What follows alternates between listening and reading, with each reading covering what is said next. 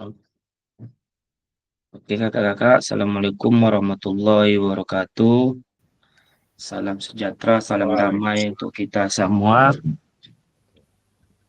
Hari ini kita akan memasuki modul 1.5, pemahaman tentang kurikulum PJOK kakak-kakak semua ya. Terlebih daripada itu, saya akan mengingatkan kembali kesepakatan kita bersama pada sesi pertemuan selanjutnya atau sekarang menyalakan kamera, mematikan mikrofon, hadir seutuhnya, menghargai waktu bersama, memaksimalkan fitur chat, raise hand sebelum bertanya. Yang terakhir, gangguan teknis adalah hal yang wajar. Itu kesepakatan setiap kali kita akan melakukan tatap maya. Baiklah kakak-kakak semuanya, untuk pertemuan ini tujuan dari sesi kita kali ini ada beberapa nomor, yaitu yang pertama, peserta dapat memahami tiga karakteristik utama kurikulum Merdeka serta keterkaitan dengan prinsip pemikiran Ki Haji Dewantara. Yang kedua, peserta mampu memahami pengembangan kurikulum PJOK dan terakhir, peserta mampu memahami juga penyusunan program PJOK yang berkualitas dengan backward design. Maka daripada itu kakak, ini adalah tiga agenda kita: backward design, yang kedua pengembangan kurikulum PJOK, yang terakhir pemikiran Ki Hajar Dewantara dan kurikulum Merdeka. Untuk yang pertama, aktivitas pertama kakak-kakak semuanya, backward design dalam pengembangan kurikulum PJOK. Kira-kira dari kakak-kakak, apa itu background design kakak-kakak? Kalau Kak Septi, tolong tulis kakak semuanya di kolom chat. Apa itu background design kakak-kakak? Tulis di dalam kolom chat kakak-kakak.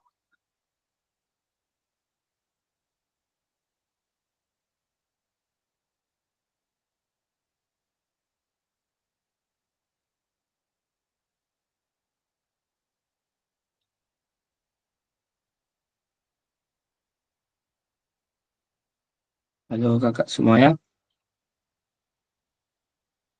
Background design dalam pengembangan kurikulum PJOK. Apa kira-kira Kak Septi atau Kak Aryan?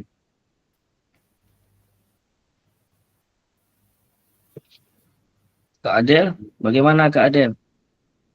Sudah pernah membaca atau melihat tentang backward design Kak Adel? Kak Wisnu?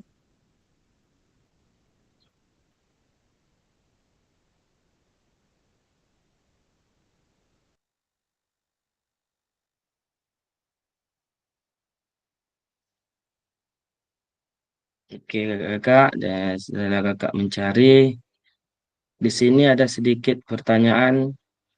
Menurut kakak-kakak, dari skala 1 sampai 10, kira-kira seberapa dalam pemahaman kakak tentang kurikulum PJOK? Untuk Kak Septi, gimana kira-kira Kak?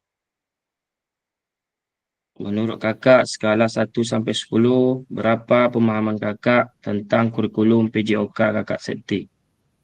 Tulis di Masih kolom chat aja Kak. di kolom chat aja Kak, siap Kak. Iya, kolom chat untuk kakak-kakak semua juga di kolom chat kakak ya, Kak Aryan, Ini yang Kak Dadelina, yang ya Kak? backward design tadi Kak? Yang berok tuh nanti saja Kak, nanti ada kita pertemuan selanjutnya itu, back one itu. Siap Kak.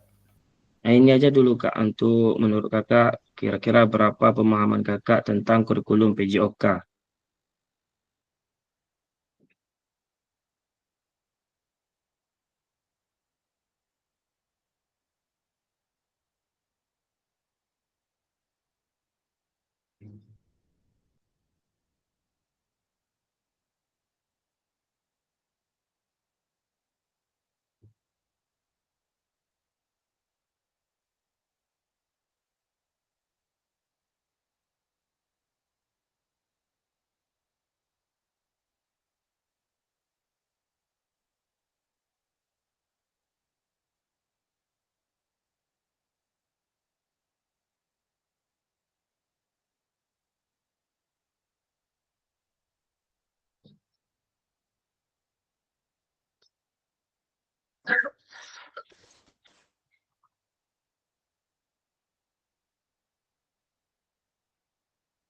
5 Kak Septi.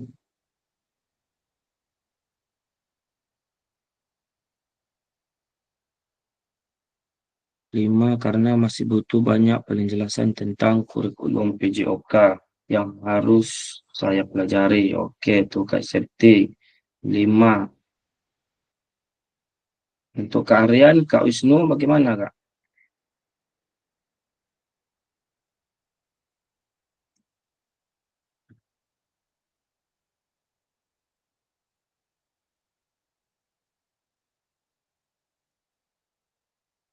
Kak Wisnu?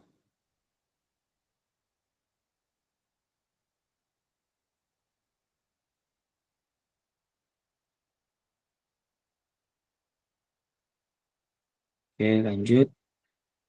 Ah, apa tujuan dari adanya pelajaran PJOK di sekolah?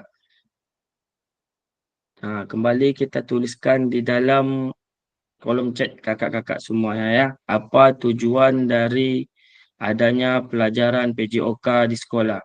Ayo kakak-kakak tetap tulis di dalam kolom chat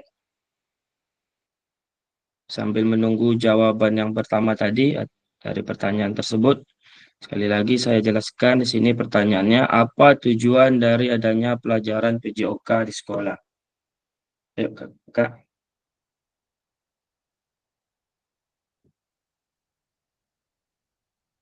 Untuk pertanyaan tadi, Kak Aryan 6 Kak, masih perlu pemahaman serta banyak pembelajaran kurikulum PJOK.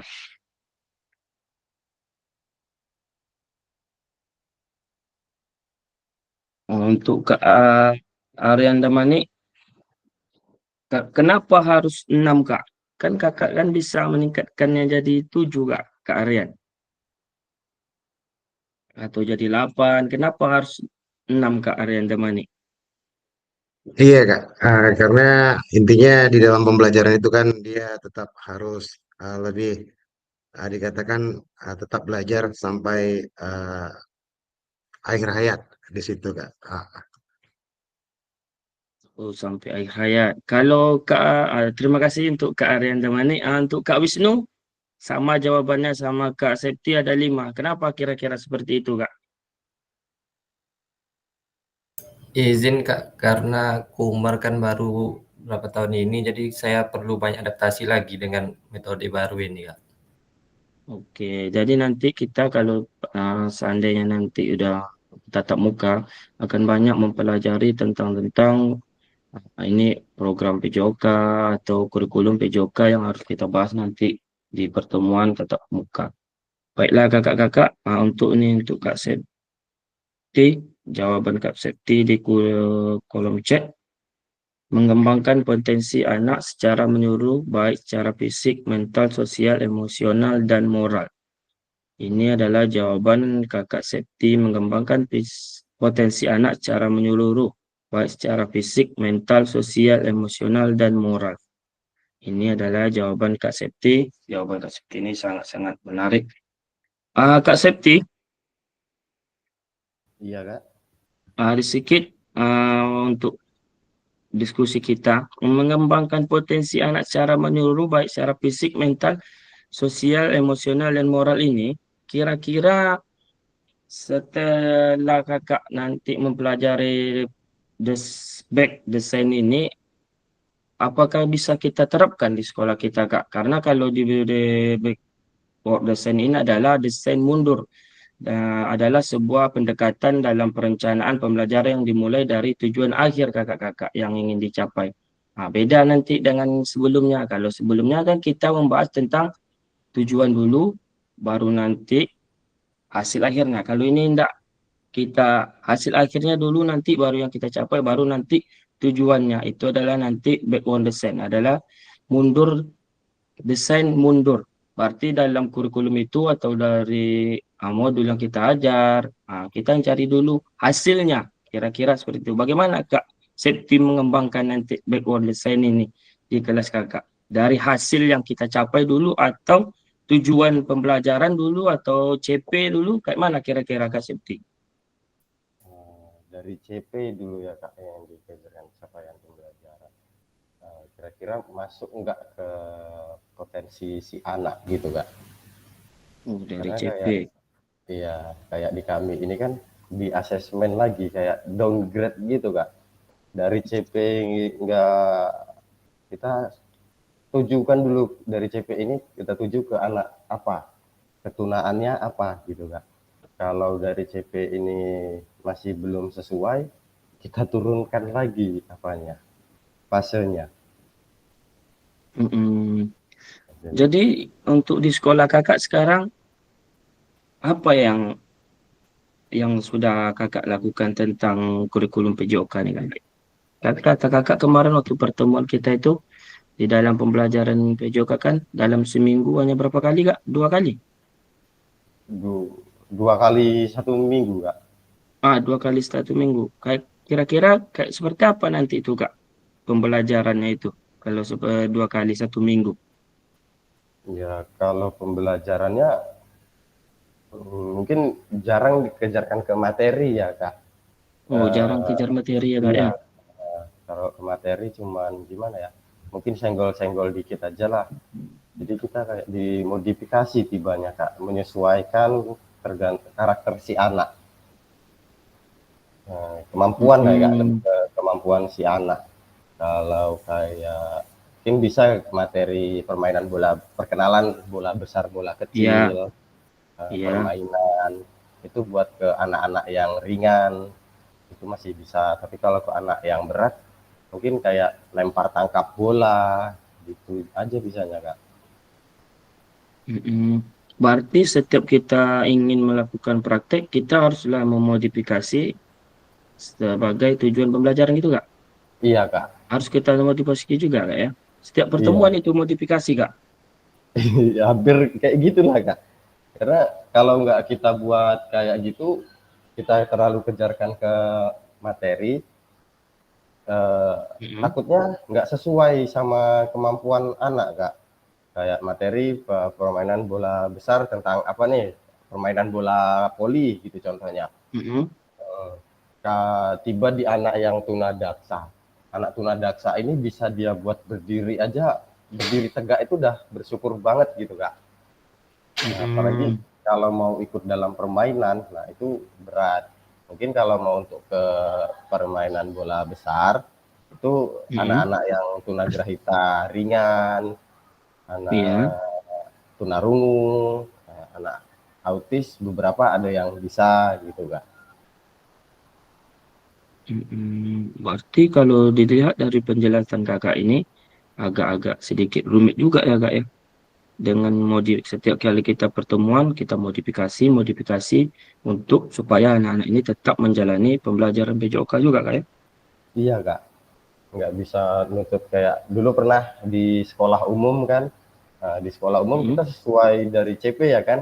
Nah, CP kita Iya. perbanyak apa?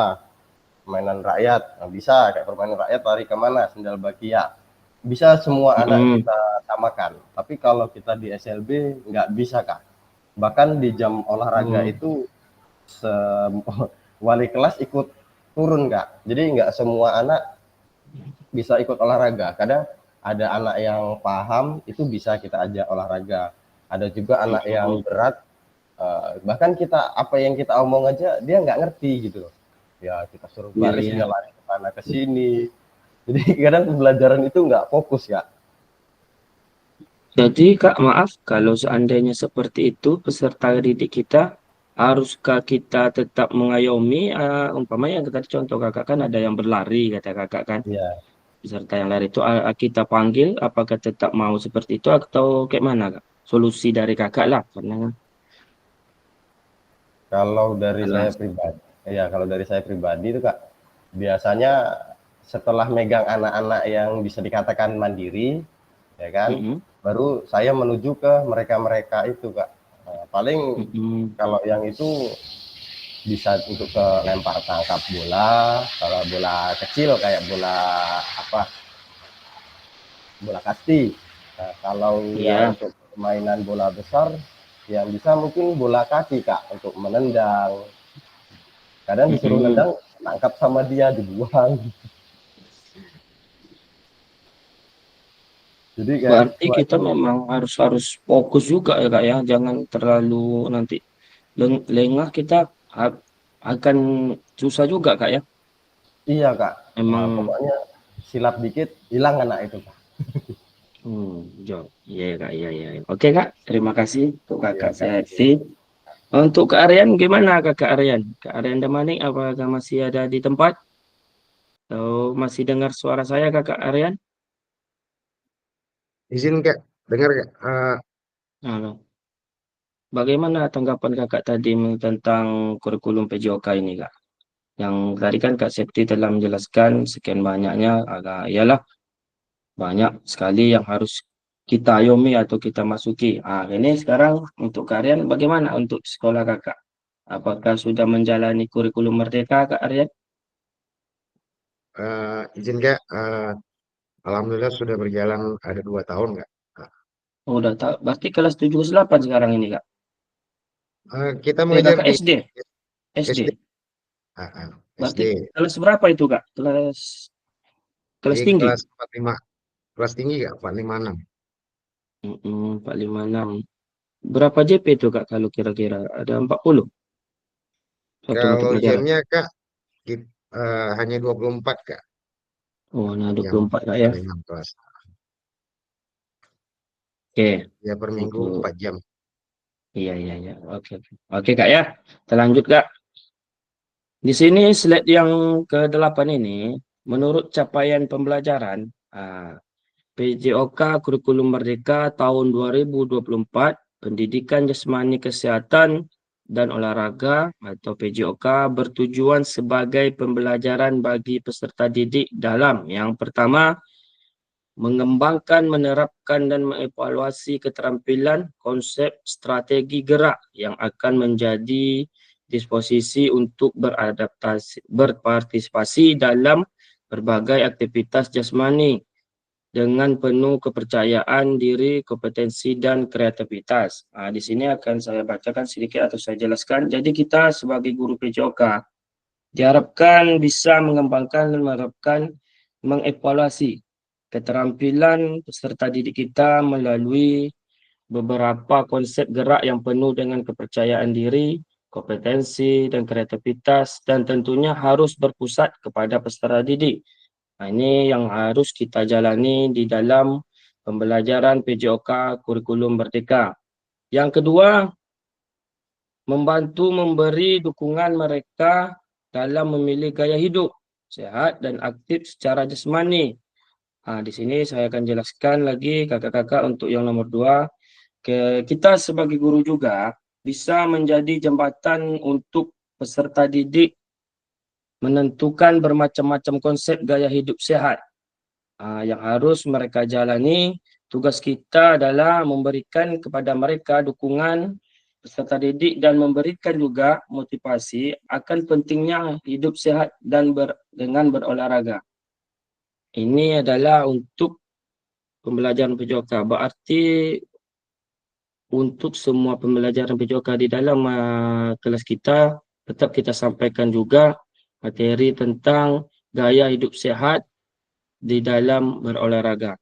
Yang ketiga, membangun menerapkan keterampilan sosial dan emosional melalui konteks pembelajaran yang menekankan nilai-nilai fair play, kerja tim dan inklusivitas.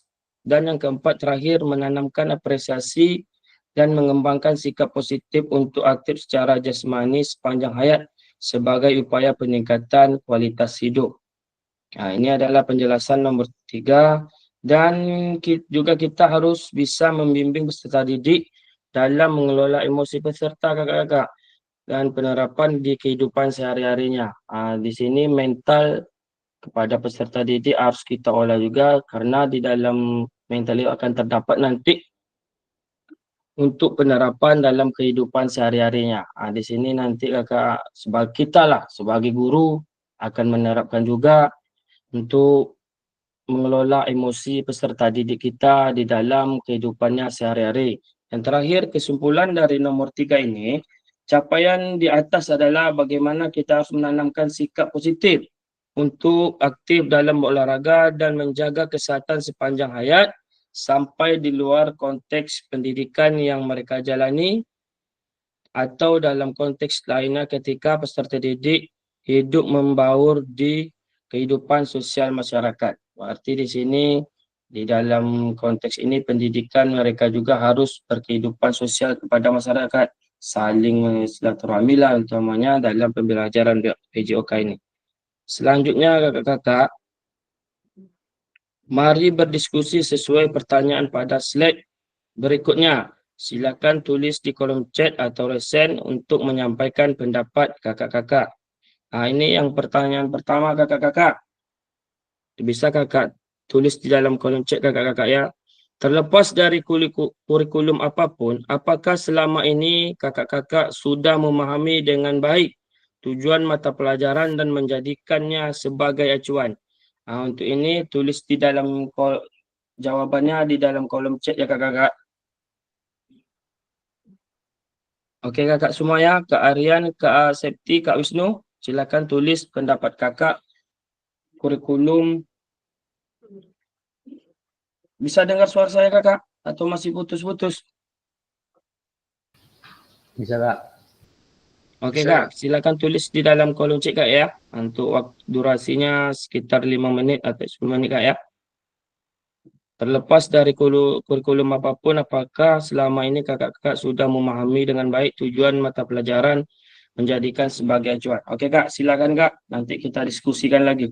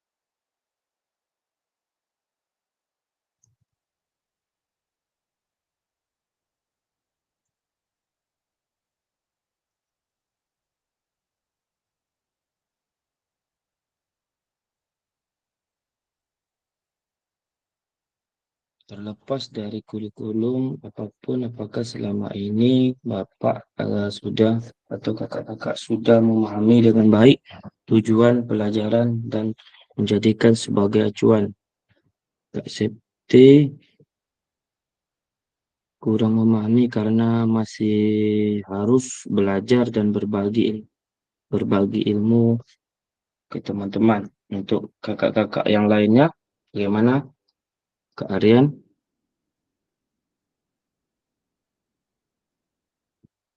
Untuk Kak Septi?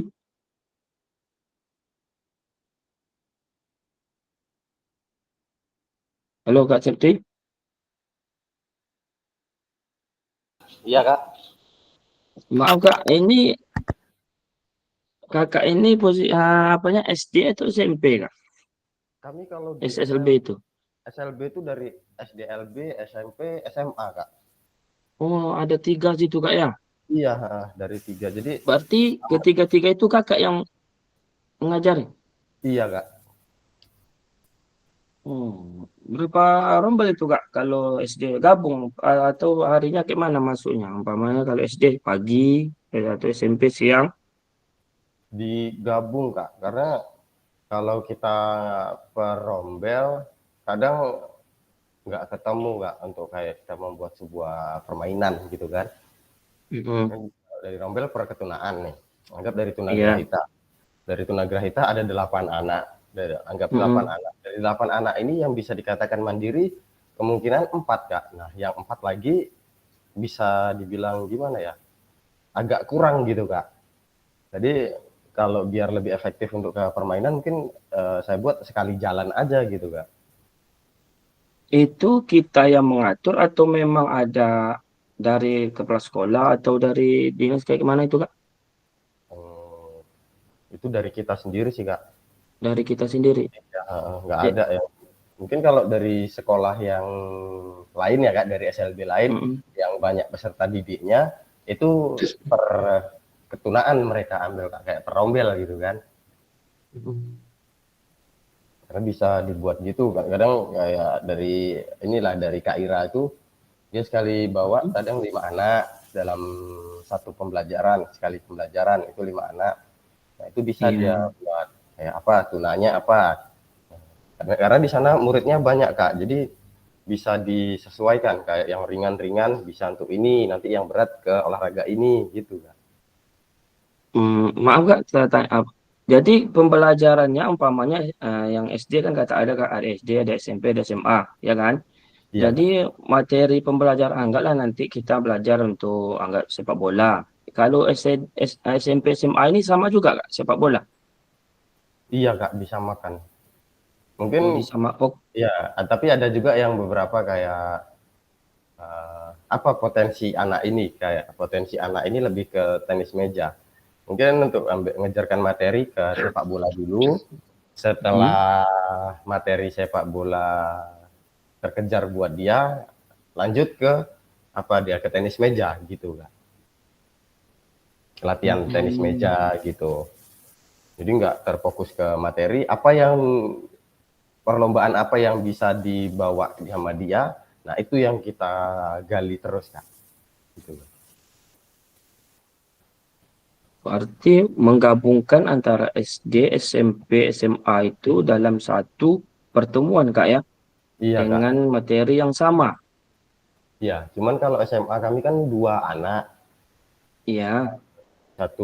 dua-duanya tunagrahita, satu ringan, satu berat. Hmm. Nah, kalau yang ringan inilah yang SMA ringan, itu pun jarang masuk juga Kak gitu. Jadi kadang kalau tiba dia Hmm. masuk, baru kita ajarkan. Kadang kalau nggak gimana ya, terkendala itu juga sih Kak. Kadang kalau nggak masuk, kadang bingung kita mau gimana gitu. Oke. Oke kak, Septi. Untuk kakak yang lainnya, Kak Aryan atau Kak Wisnu, bagaimana kak? Kak Wisnu cukup baik. PJOK digunakan untuk membantu mengembangkan aktivitas jasmani mencapai kesadaran gaya hidup aktif peserta didik. Ini adalah jawaban dari Kak Wisnu. Cukup baik, PJOK digunakan untuk membantu mengembangkan aktivitas jasmani dan mencapai kesadaran gaya hidup aktif peserta didik. Oke, ini adalah jawaban dari Kak Wisnu. Untuk Kak Aryan dan Nek, bagaimana Kak?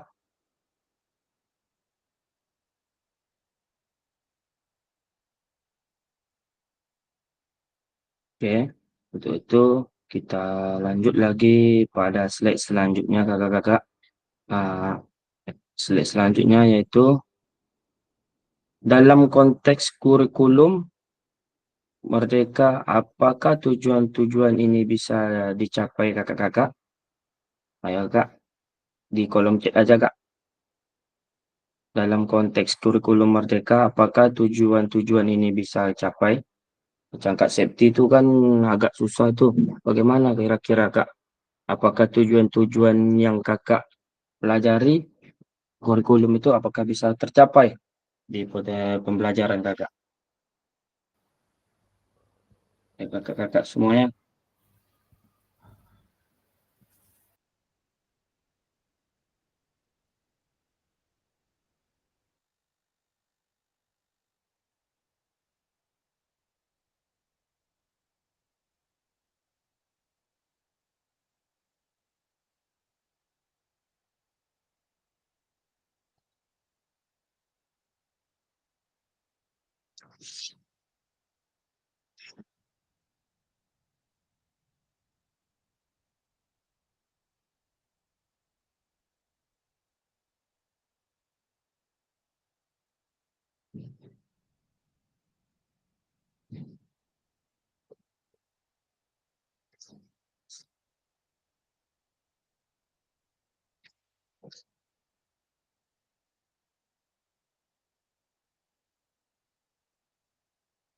Kak Aryan Damani belum memahami sepenuhnya selain sebagai perencanaan pelaksanaan pembelajaran, juga acuan untuk evaluasi pemahaman materi, juga bimbingan untuk capaian hasil belajar.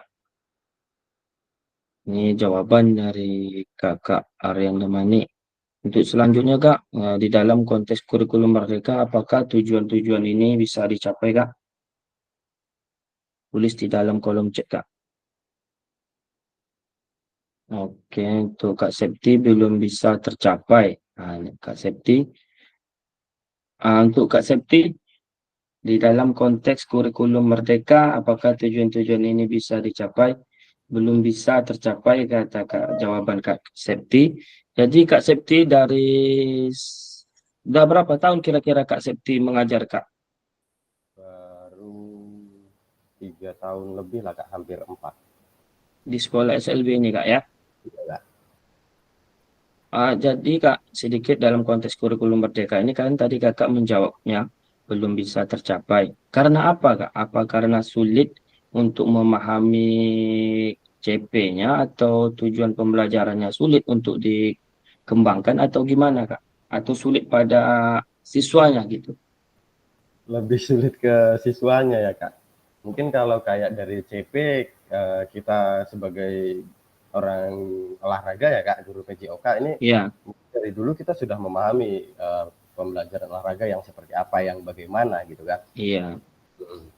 Jadi ingin coba diterapkan, kalau kemampuan anak itu nggak mampu, itu Kak yang kadang buat terkendala Kak.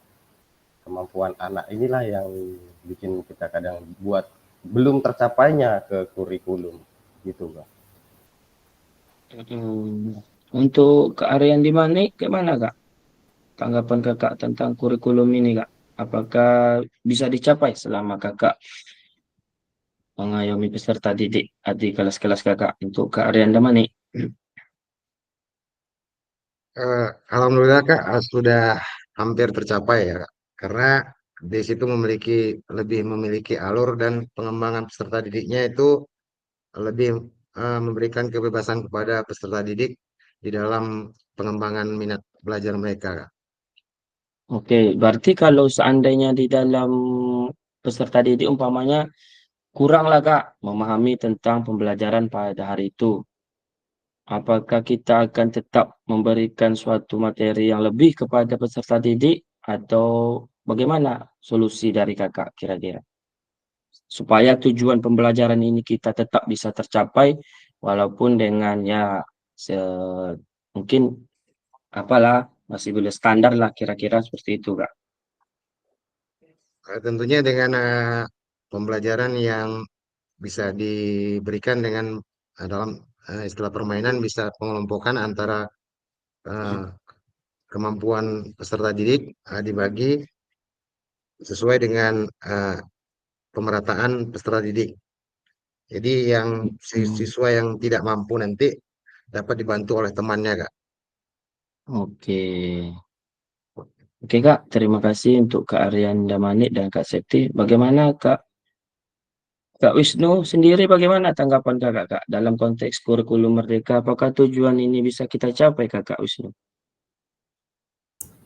Izin Kak, tujuan ini bisa dicapai.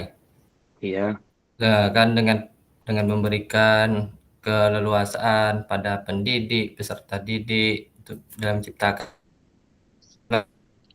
Cuman harus didukung juga dengan fasilitas yang benar-benar lengkap. Kan kita kan menggali kebutuhan siswa ini berbeda-beda. Jadi rasanya bisa tercapai dengan benar-benar fasilitas yang lengkap inilah tadi ya menurut saya. Kendalanya kan sekarang benar-benar di fasilitas kan. Rata-rata kebanyakan sekolah. Oke. Terima kasih untuk Kak Septi dan kakak-kakak semuanya atas jawaban kakak. Dan slide selanjutnya ya kakak. Memahami tujuan umum pentingnya sebagai acuan untuk memahami muara akhir pembelajaran. Untuk mencapai tujuan umum ini, pemerintah sudah menurunkan ke dalam CP dan persilakan guru satuan pendidikan untuk menurunkannya lagi ke dalam tujuan pembelajaran. Ini adalah CP kita yang telah diturunkan oleh pemerintah ya kakak-kakak ya. Selanjutnya, bagaimana memastikan agar pengajaran yang kita lakukan benar-benar menyasar tujuan pembelajaran.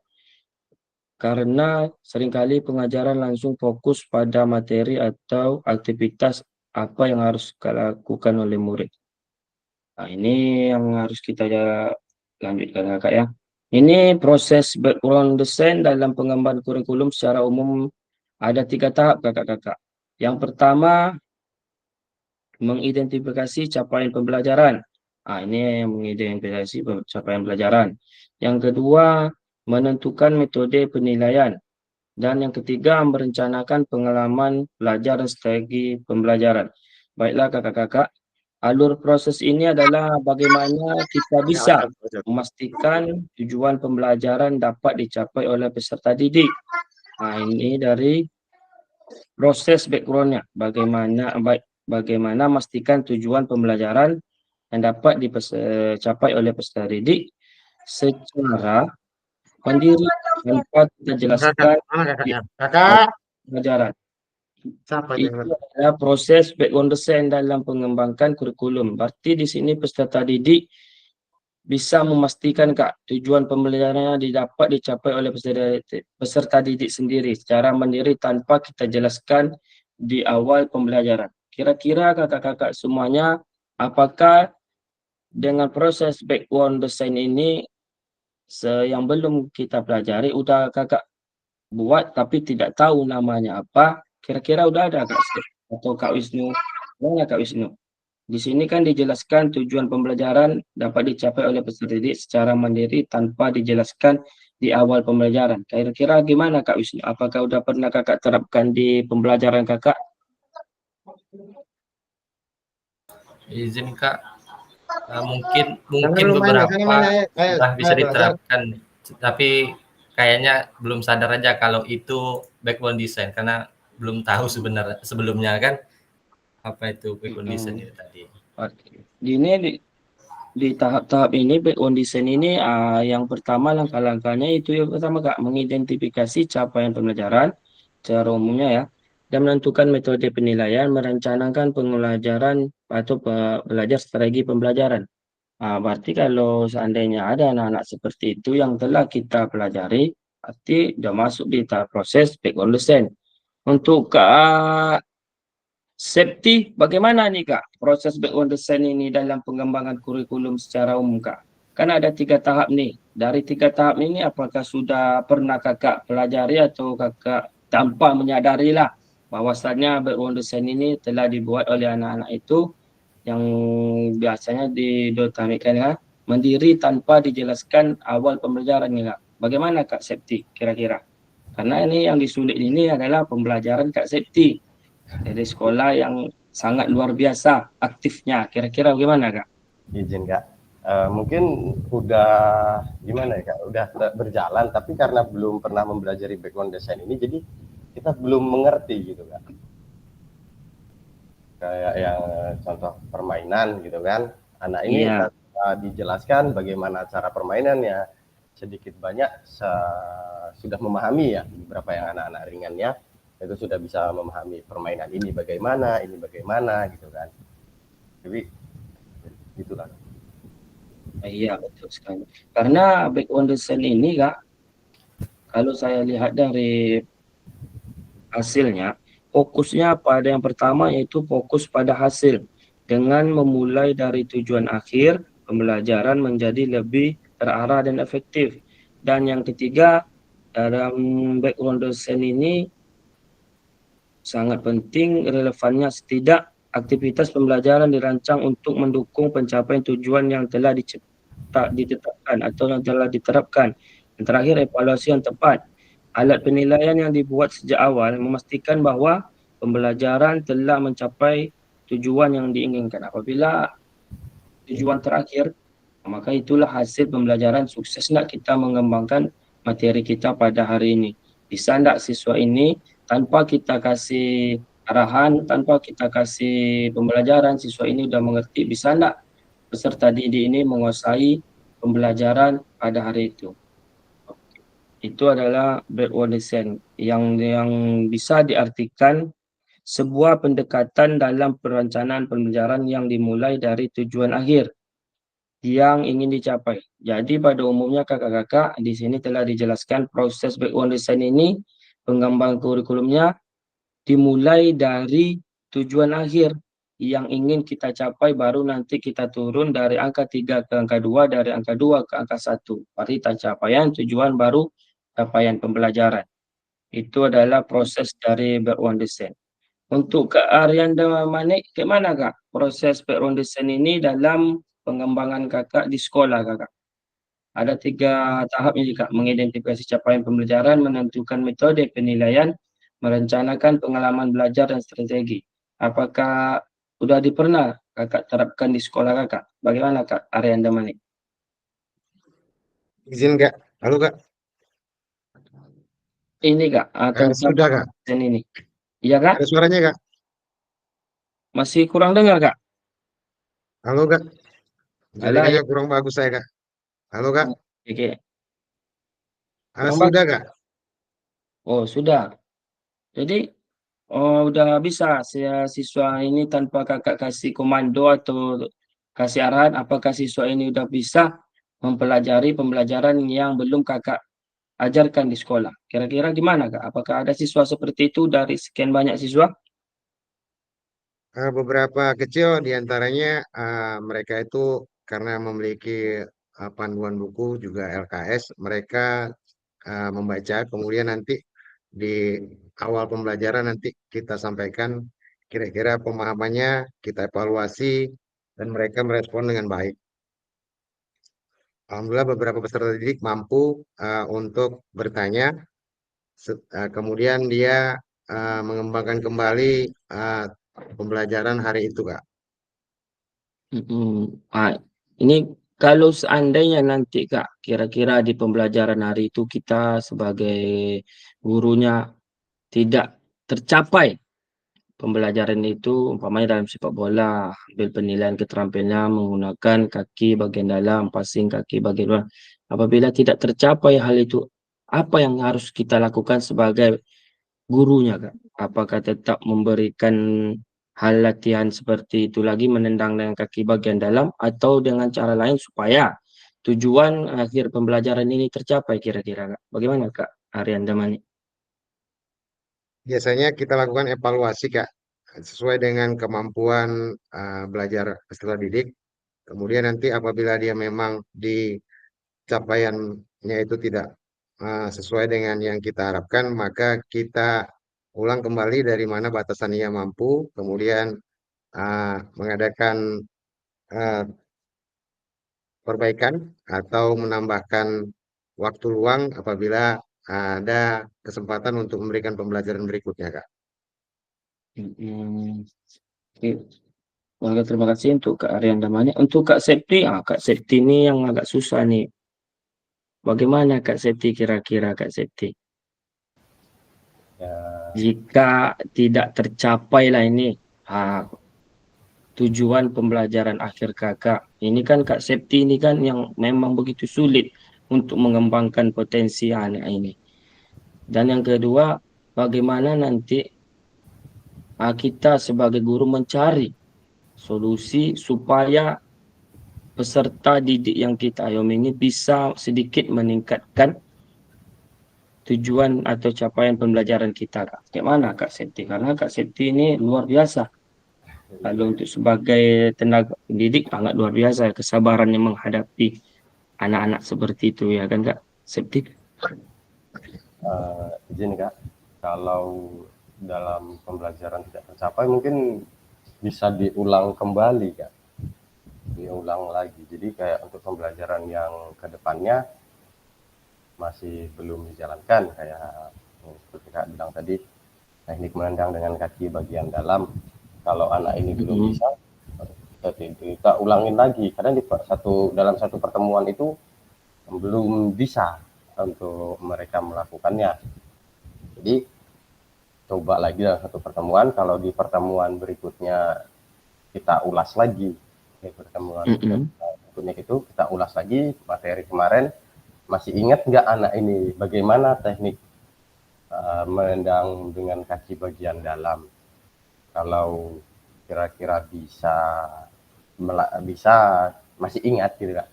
Kalau anak ini masih ingat teknik kaki bagian dalam, itu bisa kita lanjut dengan materi ke berikutnya. Kalau belum bisa ya kita ulas lagi. Setelah kita ulas, baru bisa lanjut ke materi berikutnya, gitu Kak. Oke.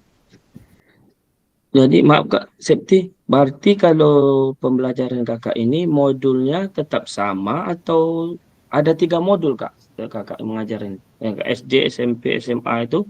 Atau memang satu modul aja Kak Septi? Harusnya sih ada 3 Kak. Cuman karena Harusnya 3. Ya, harusnya kan 3 per rombel ya Kak. Karena saya tuh megang kelas, jadi modul di PJOK itu nggak merancu gimana ya, kayak dibuat gitu Kak. Jadi ya kayak apa ya, yang ya berjalan begitu saja lah Kak.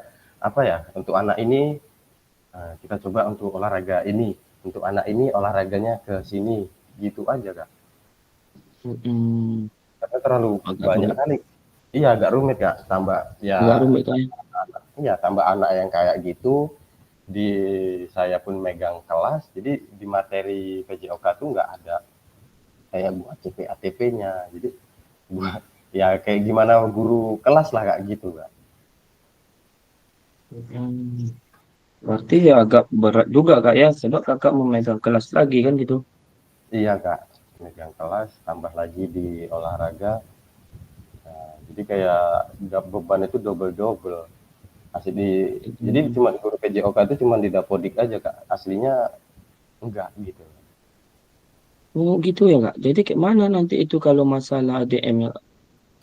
ADM-nya ya ADM kelas Kak jadinya Kak. ADM kelas? Iya, ya itu pun saya bingung. Karena kepala sekolah nuntutnya kayak gitu. Bebas sih kalau di ADM. Mau ADM ya kayak guru umum ya, dari semua mapel itu dibuat mapel. ADM. Semua ADM. Terus kalau kayak ke MA apa ya, kayak kemarin waktu supervisi. Nah, supervisi itu kita ambil sesuai kemampuan anak. Kayak ini dia kan per wali kelas itu ada jatahnya masing-masing nggak, kayak nanti si A kelas 6C fase B, si B fase 7B 7B itu berarti kelas 7 tunarungu fasenya C gitu Kak. Kalau tiba di saya 6D fase B. 6D itu kelas 6 SD, ketunaannya tunagrahita, tunadaksa, fasenya di fase C. Oke. Berarti banyak juga ya Kak ya? Lumayan seperti itu. Lumayan juga ya. Untuk di depan laptop itu, waduh, Masya Allah banget ya Kak. Belum lagi kita menghadapi yang di lapangan. Itulah Kak, double-double pokoknya. Oke, yang jelas tetap semangat Kakak ya. Siap ya. Oke Kakak. Oke, ini pesan kunci. Backward Design merupakan proses sistematis yang memastikan kesesuaian kurikulum dengan capaian pembelajaran yang diinginkan. Backward Design juga pada akhirnya membantu guru menjelaskan antara tujuan dan langkah pembelajaran dan penilaian. Itu adalah pesan kunci dari background design. Manfaat background design itu sangat penting, Kak. Ada 3 manfaat yang harus kita ketahui. Yang pertama, pembelajaran yang lebih bermakna. Di sini penjelasannya, peserta didik lebih mudah memahami tujuan pembelajaran dan keterkaitan antara materi yang dipelajari. Itu manfaat yang pertama dari background design. Manfaat keduanya, peningkatan kualitas pembelajaran. Nah, di sini kita tuju pada kita sebagai perancang pembelajaran yang lebih efektif dan efisiensi. Itu manfaat yang kedua dari background design. Yang terakhir, evaluasi yang valid dan reliable. Di sinilah hasil penilaian lebih akurat dalam mengukur pencapaian tujuan pembelajaran PJOK. Ini adalah dari manfaat semuanya tadi. Sudah ada kita jalan manfaat background design, apa itu background design. Di sini terakhir pesan kunci background design merupakan proses sistematis yang memastikan kesesuaian kurikulum dengan capaian pembelajaran yang diinginkan. Background design juga pada akhirnya membantu guru menyelaraskan antara tujuan dan langkah-langkah pembelajaran dan penilaian. Ini adalah dari pesan kunci background design yang kita pelajari hari ini. Selanjutnya kakak-kakak, aktivitas kedua, penyusunan program PJOK. Ini yang harus kita hadapi yang setiap kita melakukan pembelajaran. Nih, yang pertama kurikulum berbasis standar. Manakah yang benar definisi di bawah ini? Kurikulum merupakan seperangkat aktivitas untuk menguasai keterampilan, itu dianggap salah. Yang buku teks peserta didik dapat dikatakan adalah suatu kurikulum, tidak juga benar kakak-kakak. Yang terakhir, kurikulum adalah suatu standar untuk mengetahui apa yang peserta didik harus pelajari meliputi keterampilan, pengetahuan, dan sikap. Itu adalah kurikulum berbasis standar. Oke kakak, ini komponen kurikulum pada satuan pendidikan pelaksanaan kurikulum merdeka. Yang pertama, struktur kurikulum. Struktur kurikulum ini satuan pendidikan komponen kurikulum satuan pendidikan yang dikembangkan dan digunakan di suatu pendidikan terdiri atas karakteristik satuan pendidikan, visi misi dan tujuan satuan pendidikan juga kakak-kakak ya, yang mengorganisasi pembelajaran dan perencanaan pembelajaran. Yang kedua, capaian pembelajaran. Dan yang ketiga, pembelajaran dan asesmen. Yang keempat ini penggunaan perangkat ajar. Yang terakhir, kurikulum satuan pendidikan.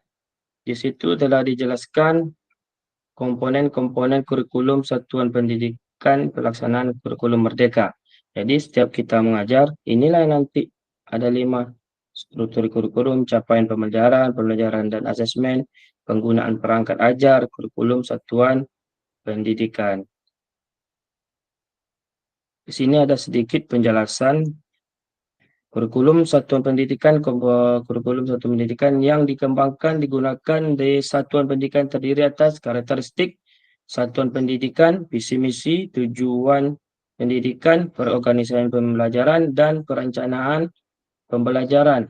Menteri Pendidikan Kebudayaan Teknologi Republik Indonesia mengarahkan bersama-sama untuk membentuk kurikulum komprehensif dan mengarah pada tujuan yang hendak dicapai dalam implementasinya. Itu adalah capaian yang harus kita targetkan dan bahkan Menteri pun mengatakan seperti itu kakak-kakak ya. Selanjutnya, mengapa kurikulum operasional berbeda antara satuan pendidikan? Bagaimana kira-kira Kak? Bisa ditulis dalam kolom chat kakak-kakak. Mengapa kurikulum operasional berbeda antara satuan pendidikan? Ayo kakak-kakak, tulis di dalam kolom chat saja kakak-kakak.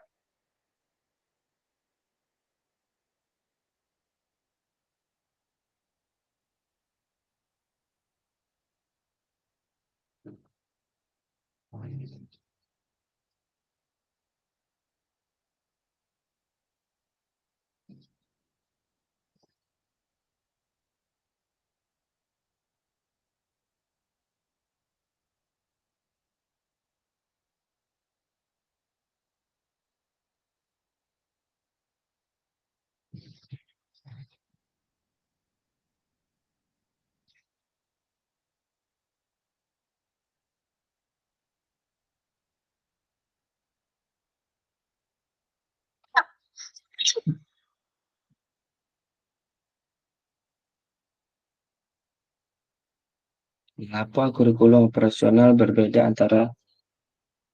antar satuan pendidikan?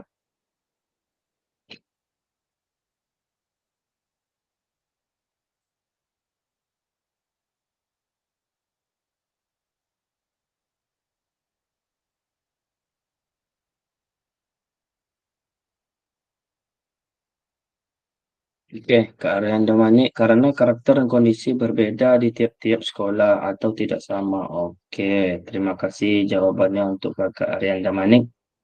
Ayo kakak-kakak selanjutnya Kak Wisnu dan Kak Septi. Sebelum kita masuk nih dari pertanyaan atau mari berbagi cerita pada saat ibu atau kakak menyusun kurikulum PJOK.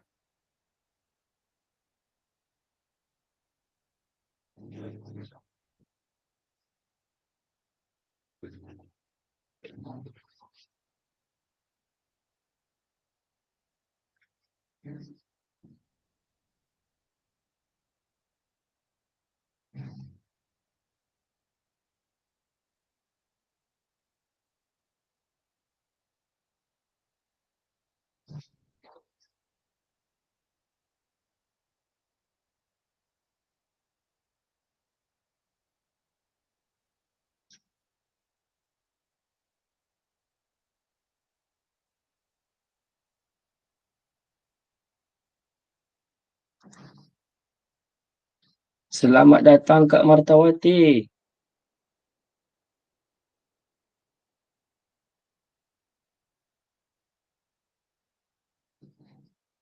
Sama seperti kalian kembali ke sekolah masing-masing. Oke. Halo Kak Martawati.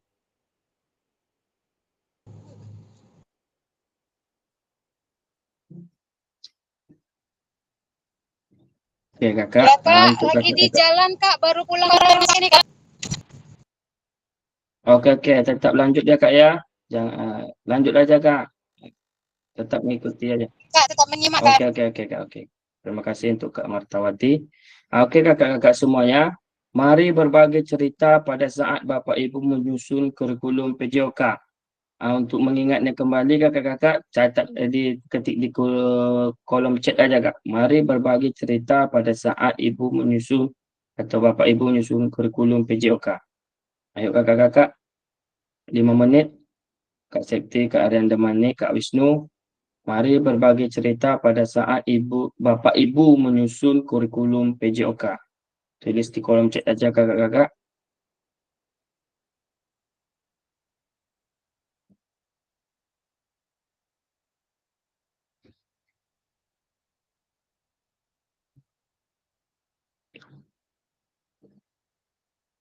Yang pertama, bagaimana kakak-kakak selama ini merancang program PJOK sebagai dari pengembangan kurikulum mata pelajaran PJOK. Ini soal pertamanya kakak-kakak, bagaimana kakak-kakak selama ini merancang program PJOK sebagai dari pengembangan kurikulum mata pelajaran PJOK. Silakan kakak-kakak tulis di dalam kolom chat untuk 5 menit atau 10 menit ke depan kakak-kakak. Pertanyaannya, bagaimana kakak-kakak selama ini merancang program PJOK sebagai bagian dari pengembangan kurikulum mata pelajaran PJOK? Oke kakak-kakak, silakan. Atau resen pun langsung bisa kak, atau di kolom chat.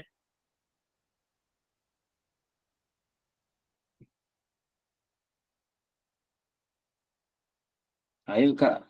Iya kak? Kak Septi? Ya, langsung aja ya Kak. Oke, siap. Jadi kalau di saya ya Kak, Oke. merancang program di PJOK itu kembali Hmm. ke kemampuan Kak. Mungkin Ini kemampuan peserta didiknya ini kak. iya Kak, kembali ke kemampuan peserta didik. Mungkin kayak saya merancang untuk mempelajari teknik dasar servis gitu kan Kak. Iya. Servis pada bola voli, servis bawah. Jadi saya merancang itu kan servis bawah dan servis atas. Jadi nanti kita coba dulu dari bawah. Nah, dari kita coba di servis bola, servis dasar, servis bawah. Jadi kita coba kemampuan si anak, mampu nggak Kak anak ini untuk melakukan servis gitu Kak. Nah, jadi kalau ada beberapa anak yang tangannya itu gimana ya, yang sebelah sulit untuk digerakkan gitu Kak. Jadi kelima jarinya itu nggak bisa. Jadi tangannya itu kayak di pergelangan tangan itu cuman membengkok aja. Iya. Jadi kalau kayak yang model itu kan untuk melakukan servis itu sulit. Jadi kita modifikasi yang tadinya kita mau buat materi ke servis bawah. Jadi untuk lari ke dikhususkan buat yang anak itu kita buat ke yang lain seperti ini passing Kak. Kalau passing mungkin bisa tangan sebelah menggenggam tangan satunya buat menghalau bola yang akan datang begitu Kak. Oke, inti kan di dalam materi ini Kak, kan banyak itu nanti pembelajaran kita.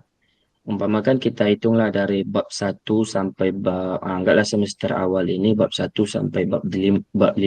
Kira-kira Kak, semua dari bab 1 itu anggaplah bola besar kata Kakak kan, nggak bola besar sampai nanti pada kebugaran jasmani. Apakah dalam satu semester itu tercapai atau hanya 2 materi pembelajaran yang bisa Kakak ampu? Bagaimana tuh Kak?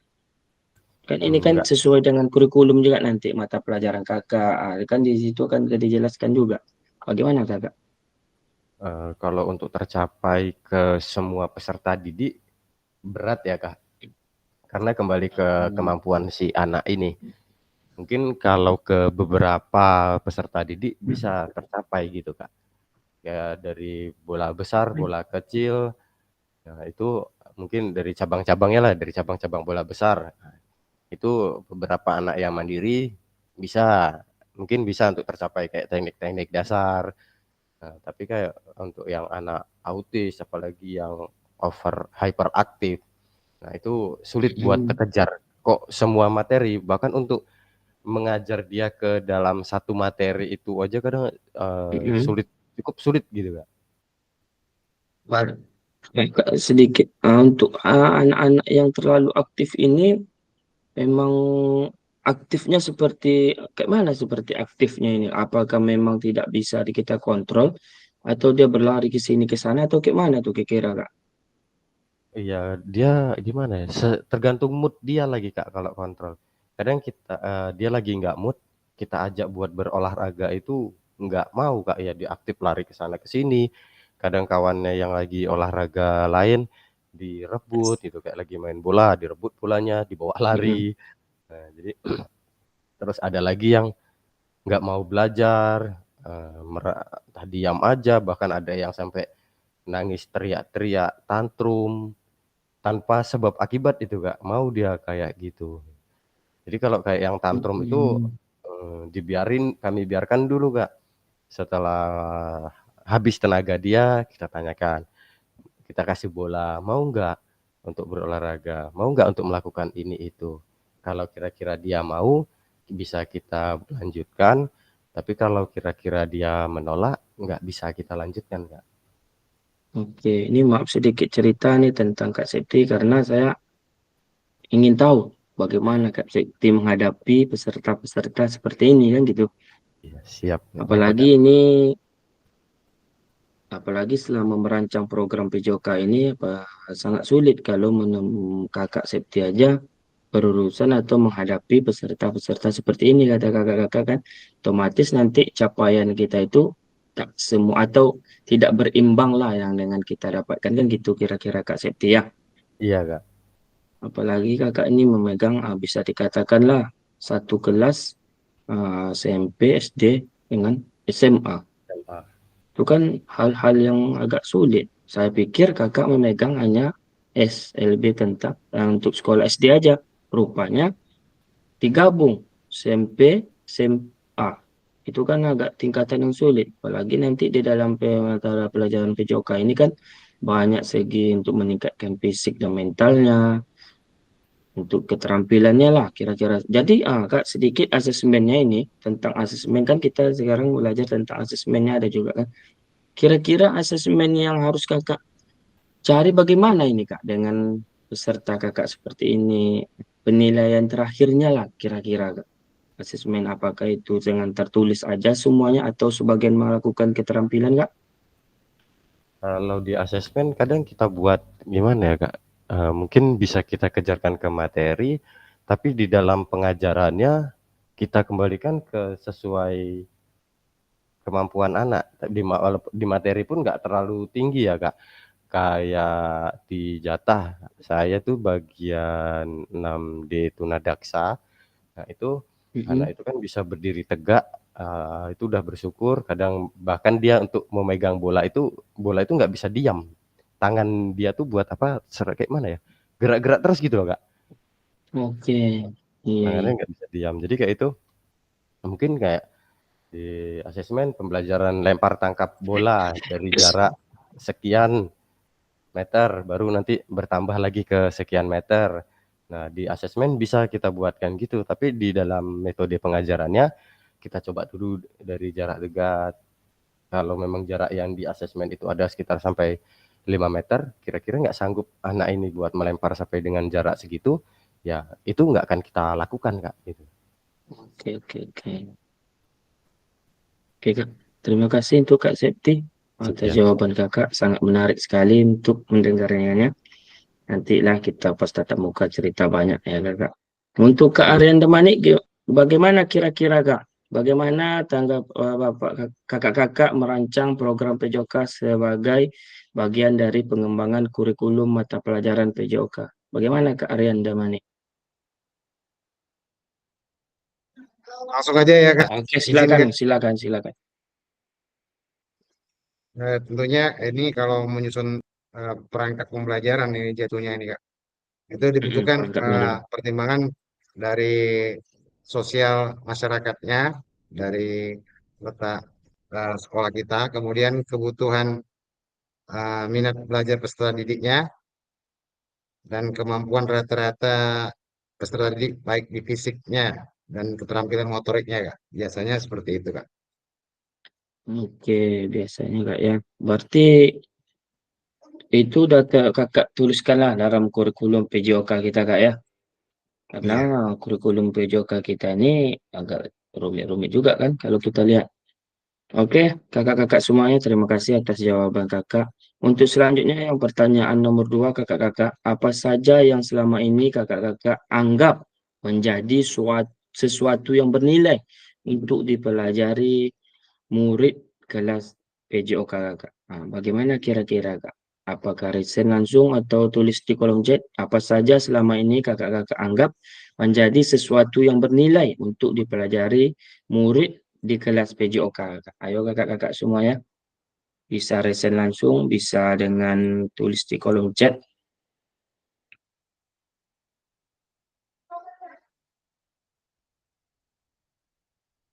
Apa saja yang selama ini kakak-kakak anggap menjadi sesuatu yang bernilai untuk dipelajari murid di kelas PJOK? Ayo kakak-kakak, silakan tulis di dalam kolom chat. Oke Kak Septi, bagaimana Kak Iya tanggapan kakak? langsung ya, Kak. Kalau Langsung aja ditulis, Kak. Kak. Kalau ditulis di kolom chat kayaknya mungkin terlalu panjang atau Panjang, oke gimana. oke oke. Silakan Kak, silakan. Jadi menjadi sesuatu yang bernilai ya Kak buat saya di dalam pembelajaran kelas PJOK itu kayak kita bisa ngajarin si anak, terutama yang anak berat ini ya Kak. Nah, Iya. anak yang berat ini kita ajarkan buat melakukan teknik dasar passing bola kaki. Nah, Mhm. bisa melakukan itu aja kayak udah suatu kebanggaan tersendiri buat kita. Oh, jelas itu kalau itu tujuannya. Jadi ada nilai positif buat dia. Oh, berarti si anak ini sudah memiliki kemampuan gitu. Kadang buat untuk mencapai itu wah, cukup berat Kak. Berulang kali kita melakukannya. Kadang si anak disuruh menendang menggunakan kaki bagian dalam. Nah, lain yang dilakukan dia gitu. Karena si anak ini Hmm. eh, gimana ya, terutama yang anak berat ini kurang memahami bahasa kita. kadang kita praktekkan juga Eh, lain ya, tetap ditendang sama dia tapi menggunakan kaki bagian luar atau kaki bagian depan gitu kan. Berarti kalau seandainya dari peserta didik ini telah mencapai yang kakak nilai, sekian banyakkah atau bagaimana kak kira-kira pencapaian untuk mempelajari murid ini kak? Kan kakak ini kan banyak nih, SD, SMP, SMA. Kira-kira dari SD itu, dari capaian pembelajaran kakak, dari berapa persen murid di kelas SD kak? Di SD, kalau di SD lumayan banyak ya Kak. Nah, kan itu kan Eh, untuk capaian nilai kakak tersendiri lah untuk kelas SD ini dari materi yang kakak kasih pembelajarannya. Otomatis kan iya, nanti di dalam suatu, kalau kita dalam normalnya lah kita melakukan praktek dari sekian banyaknya siswa antara anggaplah 21 rombel, kira-kira ada enggak 15 orang yang mencapai tujuan dari pembelajaran kakak ini kak, yang membuat jadi kakak bangga lah dari peserta tersebut.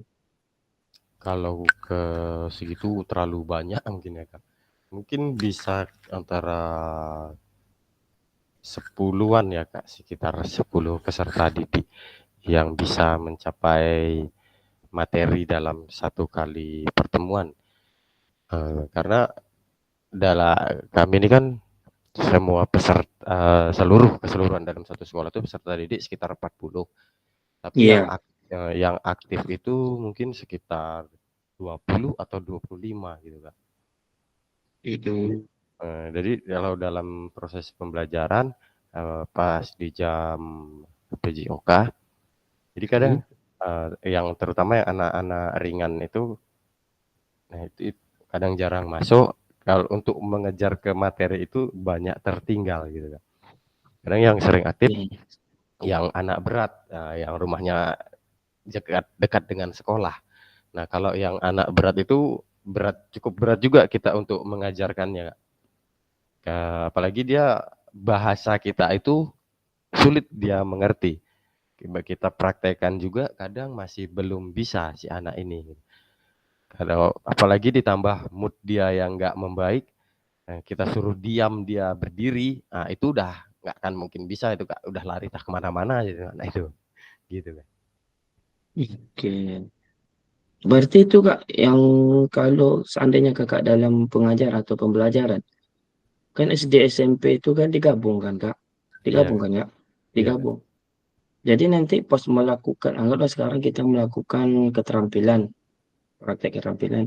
Kira-kira anak SD ini, SMP ini, apakah tetap dia melakukan atau kayak mana kan? Nanti otomatis kan, sedangkan orang normal aja kan sedikit ada diganggu-ganggunya, ada sedikit, yalah, bisa nggak anak itu fokus pada prakteknya? Kalau kakak gabungkan SD, SMP ini, SMA ini tadi, Kak. Oh, itu udah jelas nggak bisa sih Kak. Nggak bisa kak ya? Iya, heeh. Karena Aslinya dari sih, penjelasan penjelasan Kak Septi ini sangat rumit untuk mencapai ke tujuannya kan gitu kira-kira Kak. iya, Sedangkan anak itu harus digabungkan karena SMP, SD, SMA itu kan satu satu ruang sama kakak kan gitu. iya Kak. Itu saja Kak Septi, ada lagi? Ya itu aja Kak. Oke, untuk lanjut ke Aryan Damani karena kita hanya bertiga kayaknya. Ke Aryan Damani gimana? Kak Wisnu ada. Halo Kak Aryan. Mungkin kearian jaringan mungkin ya, karena banyak di jaringan yang kawan-kawan izin ada jaringan. Untuk slide selanjutnya kakak-kakak, bagaimana kakak-kakak akan mengintegrasikan itu semua ke dalam proses pengembangan kurikulum mata pelajaran PJOK yang sekarang berlaku. Ini yang mungkin kalau bagi Kak Septi agak rumit ini untuk melakukannya. Bagaimana kakak-kakak akan mengintegrasikan itu semua ke dalam proses pengembangan kurikulum mata pelajaran PJOK yang sekarang berlaku. Untuk sebelum itu, Kak Arian Damanik lah dulu jawabannya kayak mana Kak Arian Damanik? Halo Kak Arian Damanik. Mungkin jaringan. Kak Wisnu ada di tempat, Kak Wisnu? Halo Kak Wisnu.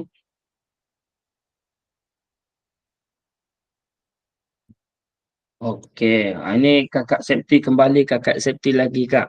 Karena kakak-kakak yang lain mungkin jaringan tidak merespon. Kira-kira Kak Septi bagaimana ini Kak dengan pertanyaan nomor 3 ini? Bagaimana kakak-kakak akan mengintegrasikan itu semua ke dalam proses pengembangan kurikulum mata pelajaran PJOK yang sekarang berlaku? Kalau saya lihat dari penjelasan kakak tadi, ini agak-agak begitu sulit kalau dilihat dalam proses pembelajaran kakak, pengembangan kurikulum kakak di dalam mata pelajaran PJOK. Karena begitu, ialah kita pribadi aja melihat anak seperti itu, apakah bisa nantinya atau tidak capaian kita ini, atau bagaimana kira-kira Kak Septi? Ini untuk Kak Septi seru kayaknya. Ya Kak, kalau untuk mengintegrasikannya ya gimana ya, kadang nggak sesuai Kak sama pengembangan dari kurikulum PJOK yang ada. Saya pun berharap banget dari pemerintah atau guru-guru PJOK SLB se-Indonesia itu ada mengeluarkan buku khusus PJOK untuk anak kebutuhan khusus gitu. Jadi dari situ mungkin bisa kita belajar untuk anak seperti ini, bagaimana sih pembelajaran yang bisa dicapai dengan kemampuan anak yang seperti ini gitu Kak. Anak ini Oh, berarti kakak, maaf kak, potong dulu. Berarti iya Kak. medianya bukan tentang untuk, berarti medianya itu maksudnya lah bukunya itu untuk anak yang biasa aja atau memang untuk anak yang seperti kakak ajarkan ini? Mungkin di buku umumnya memang ada khusus buku SLB Kak, tapi untuk di sekolah kami itu belum ada saya temuin buku PJOK untuk anak berkebutuhan khusus. Mungkin ya kayak di materi dari CP itu aja Kak. Mm-mm. Jadi kita Berarti ngambil bahkan untuk pegangan kakak pun tidak ada ini buku untuk anak-anak seperti itu, untuk pegangan iya guru Kak. aja. Iya, entah nggak tahu lah kalau dari sekolah lain ya Kak. Cuman kalau dari beberapa yang sudah saya tanyakan ya masih semua menggantung dari CP itu Kak. Yang dari buku tuh kayak Hmm. masih belum ada nampak gitu Kak. Paling kayak belajar Oke. model-model dari internet aja Kak. Kalau untuk anak ini bagaimana, oh seperti ini. Jadi kembali dimodifikasi lagi Kak. Anak ini berarti nggak bisa kayak gini, tapi pola permainannya bisa kita buat seperti itu, sesuai dengan kemampuan si anak, begitu Kak. Oke, berarti jauh Kak ya, yang jauh kali nanti Iya untuk betul. mengembangkan kurikulum PJOK itu sangat jauh nanti Kak ya. Apalagi kakak menghadapi peserta didik yang mungkin kita anggap aktif lah ya kakak-kakak yang terlalu aktif. Belum kita suruh nanti buat ini, jadi buatnya yang lain-lain kan gitu Buat gitu lain. kira-kira Kak ya. Iya. Oke Kak, terima kasih Kak Septi. Untuk selanjutnya kakak-kakak, di sini ada 6 faktor mempengaruhi pengembangan program PJOK.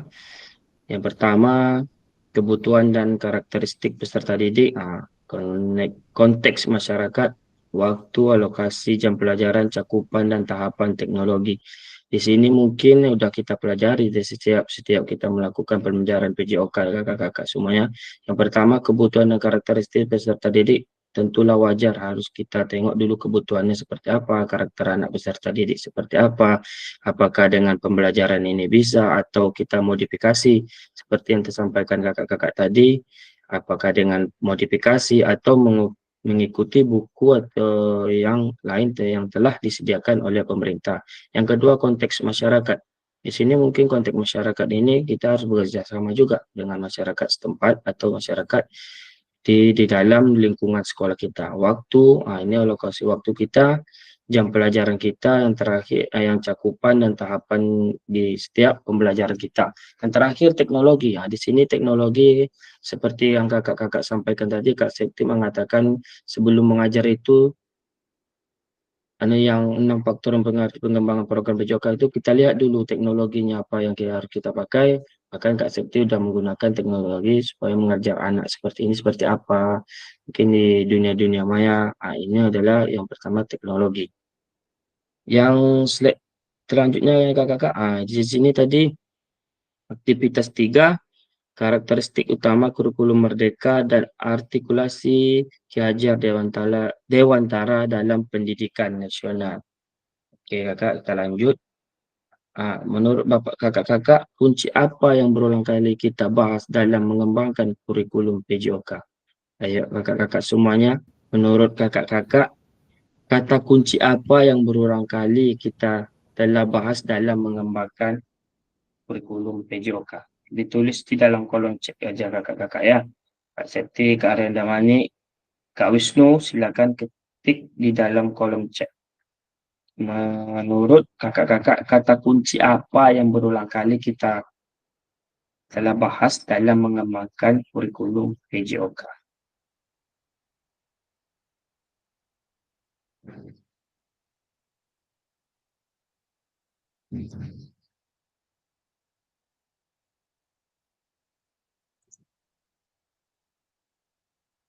Ayo kakak-kakak, 5 menit kakak-kakak ya. Menurut kakak-kakak, kata kunci apa yang berulang kali kita telah bahas dalam mengembangkan kurikulum PJOK?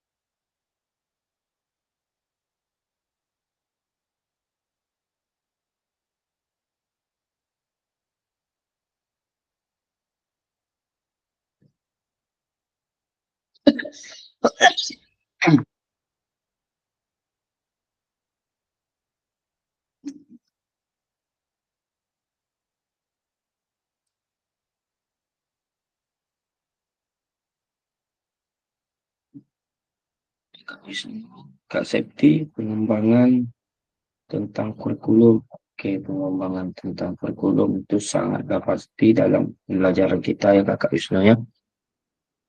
Ayo kakak lain, Kak Aryan Damani, apakah masih di posisi Kak Aryan dan Kak Wisnu, bagaimana kakak-kakak? Segera ditulis di dalam kolom chat kakak-kakak, 5 menit.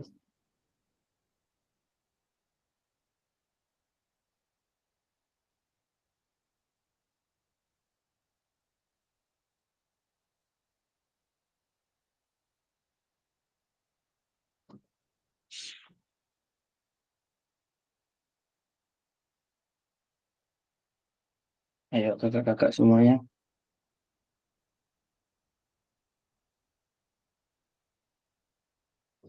Oke lah kakak ya, kita lanjut aja Kak Septi ya. Kayaknya kakak-kakak lain mungkin koneksi jaringannya kurang bagus ini Kak Septi.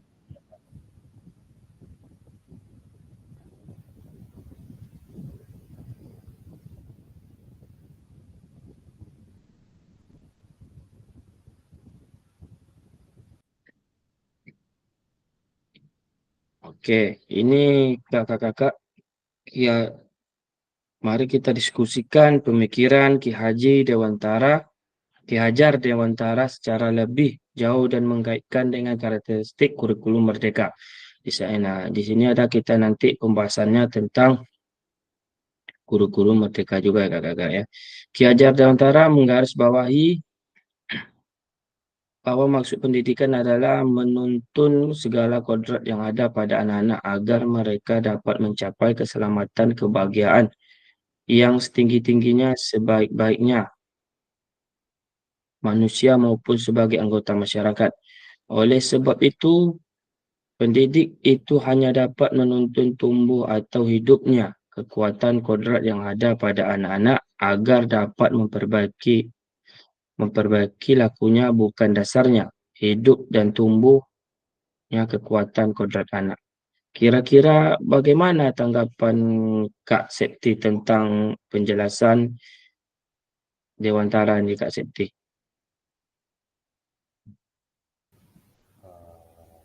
pendidikan. Ki Hajar menggarisbawahi. Ayo Kak, gimana Kak tanggapan Kakak? Menuntut untuk menuntun ya Kak. Ya sama Iya kayak Kak. kita sebagai pendidik Kak. Baik, kondisi anak seperti apa, jadi kita yang harus berevaluasi diri, kita tuntun anak ini untuk mengikuti pembelajaran yang kita buat gitu loh. Ah, Walaupun kadang nggak sesuai dengan apa yang kita buat, tapi setidaknya anak ini buat sedikit mendengarkan instruksi dari kita itu udah alhamdulillah gitu. Jadi Kak, Ki Hajar Dewantara ini, Ki Hajar Dewantara ini menggarisbawahi maksud pendidikannya menuntut segala kodrat Kak ya. Berarti di dalam kurikulum PJOK, karakteristik ini apakah tercakup di dalam yang dikatakan oleh Ki Haji ini Kak, Ki Hajar ini? Mencakup Kak, karena kan di situ disebutkan dalam semua kodrat ya. Berarti semua kodrat tidak memungkinkan dengan anak-anak yang berkebutuhan khusus itu masuk ke dalam kategori itu. Jadi nggak mungkin. Jadi gimana? Kayak masa anak seperti ini harus dikucilkan tidak untuk diberikan pembelajaran begitu. Oke. Oke, ini slide sebelum Ki Hajar Dewantara tadi, kakak-kakak saya terlangkau satu slide. Apa yang telah kita bahas merupakan karakteristik kurikulum mereka, yakni yang pertama, fokus pada materi esensial yang isinya muatan yang paling diperlukan untuk mengembangkan kompetensi dan karakter peserta didik. Itu yang pertama. Yang kedua, pengembangan kompetensi dan karakter. Di sini dijelaskan pengembangan kompetensi sosial, emosional, dan moral peserta didik. Yang terakhir, fleksibilitas pembelajaran yang penjelasannya kurikulum dapat disesuaikan dengan kebutuhan pengembangan kompetensi peserta didik, karakteristik satuan pendidikan, dan konteks lingkungan sosial budaya setempat. Ini ada 3 tahapan ini, 3 karakteristik ini kemarin di modul sinkronus, modul 1.1 ada penjelasannya, alurnya kegiatan sesi itu ada di dalam 1.4. Kira-kira nanti setelah kakak mempelajari modul 1.4 itu akan tercakup apa yang telah kita bahas merupakan karakteristik kurikulum merdeka. Yakni yang pertama, saya ulangi kembali, fokus pada materi esensial yang isinya muatan yang paling diperlukan untuk mengembangkan kompetensi dan karakter peserta didik. Seperti Kak Adwi Septi tadi, fokus pada materi esensial ini, muatan yang paling diperlukan untuk mengembangkan kompetensi dan karakter peserta didik itu bagaimana itu Kak? Karena di sekolah kita kan otomatis mohon maaf nih kan kami saya pribadi kan mengajar sekolah yang normal, sedangkan yang kakak hanya mempunyai kebutuhan khusus. Fokus pada materi esensial itu apakah terjadi kak? Gimana kak Septi mengutarakannya ini kepada anak-anak kakak? Karena di sini beban yang harus kakak hadapi itu mungkin susah ya kak ya, karena kakak kan bukan di bidangnya lagi, maka akan mencari tahu lagi di media-media lain. Kayak mana kira-kira kak Septi? Fokus kakak pada materi apa yang esensial bagi kakak untuk mencapai target tujuan pembelajaran kakak? Kalau di fokusnya ya Kak untuk pembelajaran mungkin inilah kayak terutama untuk di anak yang berat dulu kita apakan. Kita minta di wali kelasnya mengcover sementara si anak jadi biar bisa fokus ngajarin ke anak-anak ringan dulu gitu. Kalau bisa si wali kelas ini mengkondisikan anak bisa insya Allah lah di situ kompetensi peserta didik dapat dikembangkan itu ke anak yang mandiri. Tapi kalau buat anak yang cukup berat, nah itu agak sulit buat mengembangkan kompetensi dan karakter si didik ini.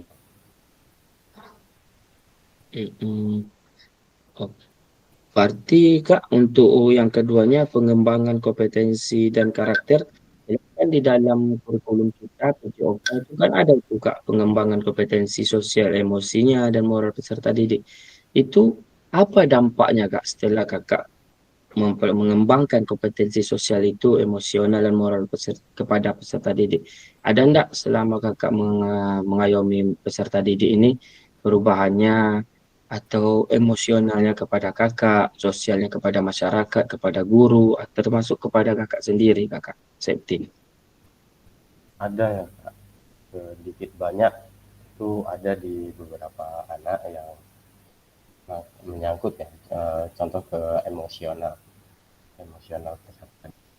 Di dalam olahraga itu terkadang saya sebutkan untuk gimana ya, etika, terutama etika dalam berbicara, dalam memberi atau menerima kepada orang yang lebih tua.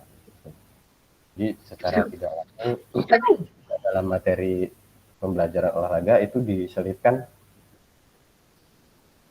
biar si anak ini dapat memahami konsep yang gimana ya, yang baik dipandang masyarakat itu bagaimana sih gitu, biar nggak salah tanggap dari masyarakat umum gitu.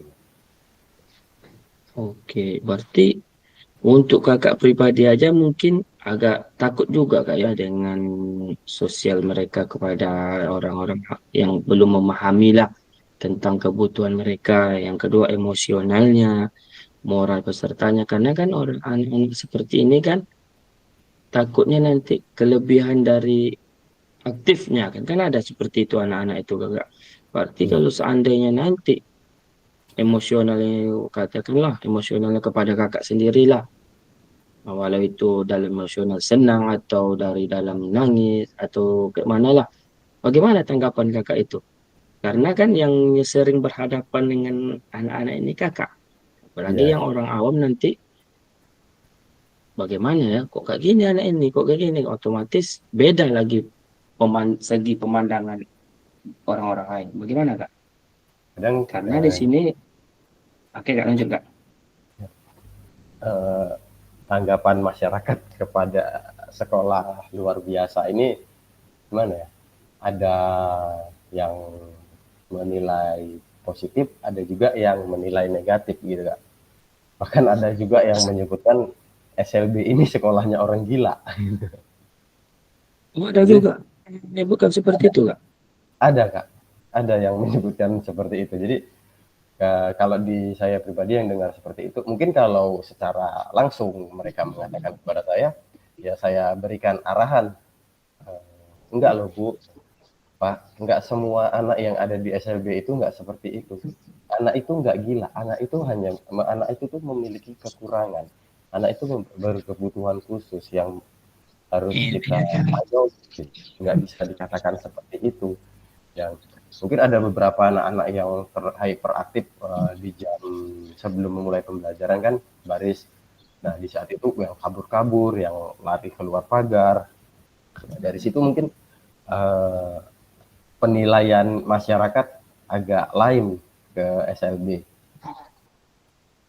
Kalau yang bertemu langsung bisa kita berikan penjelasan. Nggak semua di SLB kayak gitu.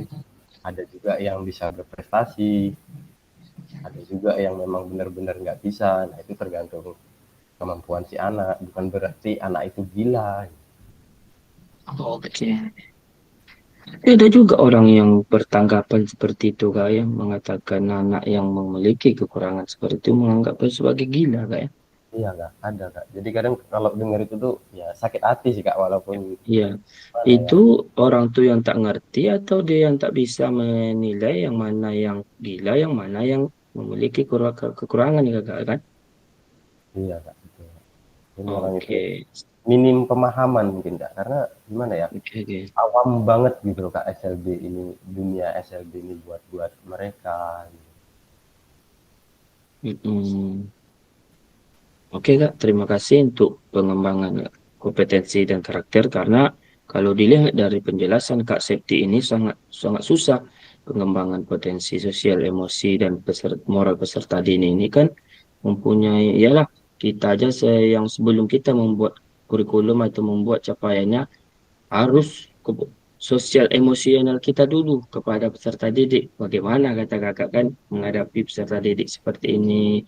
Ada yang berlebih, ada yang kurang, ada yang aktif kali, yang membuat kita betul-betul meningkatkan kesabaran kita lah. Itu sebagai tenaga pengajar pada peserta tersebut. Ya kakak, setia. Kak, Kak Aryan. Halo Kak Aryan. Iya Kak. Halo Kak Aryan Damani. Oke, mungkin jaringan nih Kakak Aryan nih. Oke Kak, lanjut tadi setelah itu mau kembali kita ke slide 2 ini. Mari diskusikan pemikiran Ki Hajar Dewantara lebih jauh dan mengaitkan dengan karakteristik kurikulum Merdeka. Tadi Kak Septi sudah mengatakan di sini Ki Hajar menggarisbawahi bahwa maksud pendidikan adalah menuntut segala kodrat yang ada pada anak agar mereka dapat mencapai keselamatan dan kebahagiaan yang setinggi-tingginya baik sebagai manusia maupun sebagai anggota masyarakat. Oleh sebab itu, pendidik itu hanya dapat menuntut tumbuh atau hidupnya kekuatan kodrat yang ada pada anak-anak agar dapat memperbaiki lakunya bukan dasarnya hidup dan tumbuhnya kekuatan kodrat anak. Arti di sini kalau menurut penjelasan Kak Septi tadi, kita hanya meningkatkan atau memberikan suatu penjelasan kepada anak-anak tentang karakteristik yang ada di dalam kurikulum Merdeka kita ini, bahwasannya kita hanya memberi Kak Septi ya, hanya memberikan suatu pemahaman kepada anak-anak peserta didik supaya nanti ia bisa menggunakan dalam kehidupan sehari-harinya. Di situ ada sosialnya, ada emosionalnya kepada masyarakat, moral peserta didiknya kepada kita dan di lingkungan sekolah kita atau di kehidupan sehari-harinya. Itu mungkin tanggapan yang saya ambil dari Kak Septi tadi yang dicangkupkan dalam Ki Hajar Dewantara ini, bahwasannya yang paling utama itu adalah karakter dalam pembelajaran PJOK. Oke Kak Septi, itu adalah pembelajaran dari Ki Hajar Dewantara tadi. Sekali lagi saya ulangkan menggarisbawahi bahwa maksud pendidikan adalah menuntut segala kodrat yang ada pada anak agar mereka dapat mencapai keselamatan kebahagiaan yang setinggi-tingginya sebaik-baik manusia maupun sebagai anggota masyarakat. Apalagi yang sekolah Kakak Septi hadapi ini adalah sekolah yang anak-anaknya memang aktif, memang harus kita bekerja keras untuk meningkatkan karakteristik sosialnya, emosionalnya, dan moralnya kepada masyarakat. Karena saya lihat dari penjelasan Kak Septi ini sangat begitu rumit, begitu berat untuk memberikan penjelasan kepada peserta didik seperti itu. Apalagi dari tanggapan masyarakat yang kurang memahami tentang sekolah luar biasa.